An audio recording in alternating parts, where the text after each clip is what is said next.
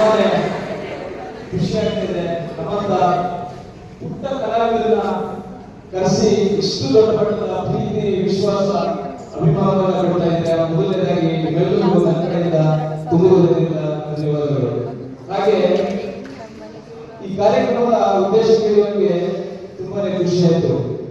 ಯಾಕಂದ್ರೆ ನೋಡಿ, ಒಬ್ಬ ಮನುಷ್ಯನ ಹತ್ರ ಹಣ ಇದ್ರೆ ಕಳ್ಳತನ ಮಾಡಬಹುದು, ಆಸ್ತಿ ಇದ್ರೂ ದೋಷಬಹುದು, ಅವನೇನೇ ಸಂಪಾದನೆ ಮಾಡಿದ್ರು ಕಿತ್ಕೋಬಹುದು. ಆದ್ರೆ ಒಬ್ಬ ವ್ಯಕ್ತಿಯಿಂದ ಕಿತ್ಕೊಳ್ಳೋಕೆ ಆಗದಿರುವಂತ ಒಂದೇ ಒಂದು ವಸ್ತು ಅಂದ್ರೆ ಅದು ವಿದ್ಯೆ. ನೀವು ಏನ್ ಸಂಪಾದನೆ ಮಾಡ್ತಾರೆ, ಜ್ಞಾನ ಅಂತ ಏನ್ ಸಂಪಾದನೆ ಮಾಡ್ತಾರೆ ಅದನ್ನ ಯಾರಿಗೂ ದೋಷವಲ್ಲ. ಆದ್ರಿಂದ ನೀವು ಓದೋ ವಯಸ್ಸಲ್ಲಿ ಚೆನ್ನಾಗಿ ಓದಿ, ನೀವು ದೇಶಕ್ಕೆ ಒಳ್ಳೆಯ ಪ್ರಜೆ ಆಗಬೇಕು ಅಂತ ನಿಮ್ಮಲ್ಲಿ ನಾನು ಮನವಿ ಮಾಡ್ತಾ ಇದ್ದೀನಿ. ಎಲ್ಲರೂ